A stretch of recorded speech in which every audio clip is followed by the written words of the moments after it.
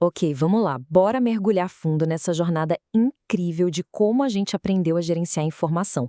Parece algo técnico, mas no fim das contas, a história dos bancos de dados é a história da nossa busca constante por ordem no meio do caos digital. Pois é, essa é a pergunta de 1 milhão, né? A gente gera um volume de dados que é simplesmente absurdo, todos os dias. Mas a questão não é só guardar tudo isso. É como organizar, como dar sentido a esse universo para que a gente consiga criar as coisas que usamos hoje. Essa busca por ordem foi o motor de toda essa evolução. Então, para entender essa história, a gente precisa voltar lá no comecinho. Pensa nos dados como se fossem um monte de tijolos espalhados pelo chão. O primeiro desafio era simplesmente empilhar esses tijolos de um jeito que a pilha não caísse. Foi o primeiro esforço para trazer alguma estrutura para o caos. Olha só, lá para os anos 50, 60, não existia essa ideia de um lugar central para os dados. Cada programa de computador tinha seus próprios arquivos. Pensa assim, é como se cada aplicativo do seu celular tivesse a própria agenda de contatos, uma totalmente separada da outra. Imagina a bagunça. E nossa, os problemas disso eram gigantescos. Você tinha a mesma informação repetida em um monte de lugar, o que, claro, gerava uma inconsistência danada. Se o endereço de alguém mudasse, tinha que lembrar de atualizar em dezenas de arquivos diferentes. Compartilhar qualquer coisa entre sistemas era um pesadelo e a manutenção era um trabalho de louco. Simplesmente não dava para crescer desse jeito. Aí veio a primeira grande sacada, a primeira solução de verdade, o modelo hierárquico. Se antes a gente tinha só tijolo espalhado, agora, pela primeira vez, alguém desenhou uma planta para construir uma parede. Uma estrutura lógica e previsível para os dados. A ideia aqui era bem direta, uma estrutura tipo árvore genealógica. Você tem uma relação clara de pai e filho. Por exemplo, uma empresa é o pai, os departamentos são os filhos dela e os funcionários são os filhos dos departamentos. Um sistema pioneiro nisso foi o IMS, da IBM. Só que tinha um problema gigantesco, a rigidez. Um funcionário não podia, por exemplo, trabalhar em 2 departamentos. Era impossível. E essa inflexibilidade era o seu grande calcanhar de Aquiles. Então, foi exatamente essa rigidez toda que forçou o próximo passo da evolução. A necessidade não era mais construir uma parede reta, mas sim estruturas mais complexas, mais conectadas. A busca por flexibilidade tinha começado. A resposta para isso foi o tal do modelo em rede. Basicamente, ele quebrou a regra do um pai só. Agora, um registro podia se conectar a vários outros, formando uma espécie de teia de aranha. Isso resolveu o problema da flexibilidade, com certeza. Mas, como dizem, não existe almoço grátis, né? O custo foi uma complexidade absurda, que tornava o gerenciamento desses sistemas um verdadeiro quebra-cabeça. E aí, o que veio depois não foi só mais um passinho, uma melhoria. Foi uma virada de chave. Uma verdadeira revolução, proposta em 1970 por um pesquisador da IBM, o Edgar Code. Ele teve uma ideia que parecia simples demais na época, mas que mudaria as regras do jogo para sempre. E com isso, a gente entra na revolução relacional. Se os modelos de antes eram tentativas de construir coisas com tijolos, o modelo relacional foi como inventar o mapa de uma cidade inteirinha, bem planejada, com ruas, quarteirões e um endereço certinho para cada pedaço de dado. E a ideia por trás disso é de uma simplicidade que chega a ser genial. Organizar tudo em tabelas, muito parecido com uma planilha. Cada linha é um registro com um identificador único, a tal chave primária. Pensa no seu CPF, é um número único para vocês, certo?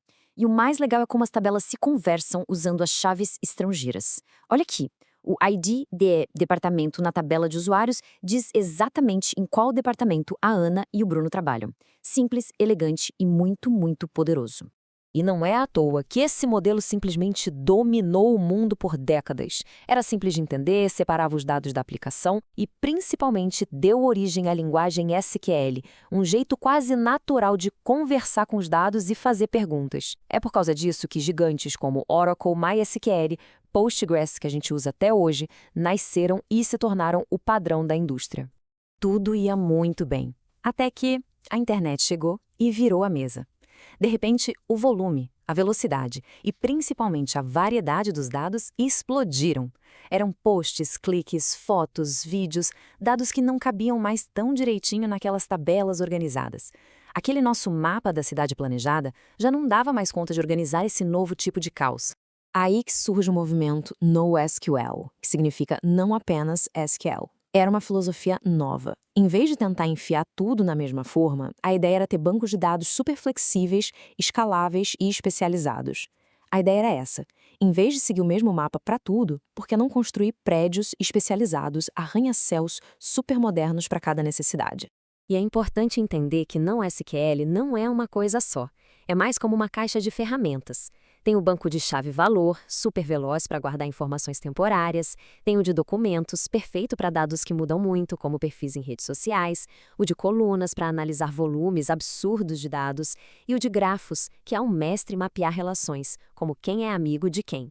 Isso tudo nos joga direto nos dias de hoje. E, de novo, o desafio mudou.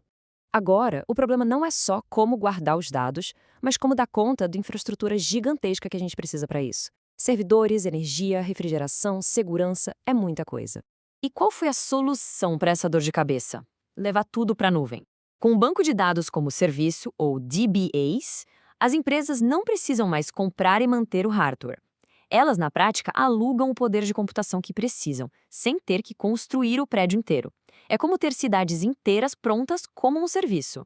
E as vantagens disso? Nossa, são muitas. Os sistemas ficam sempre no ar, eles crescem e diminuem de tamanho sozinhos conforme a necessidade e dá para acessar de qualquer lugar do mundo. Pensa bem, quase todo o serviço grande que a gente usa no dia a dia depende de bancos de dados na nuvem da Amazon, do Google ou da Microsoft.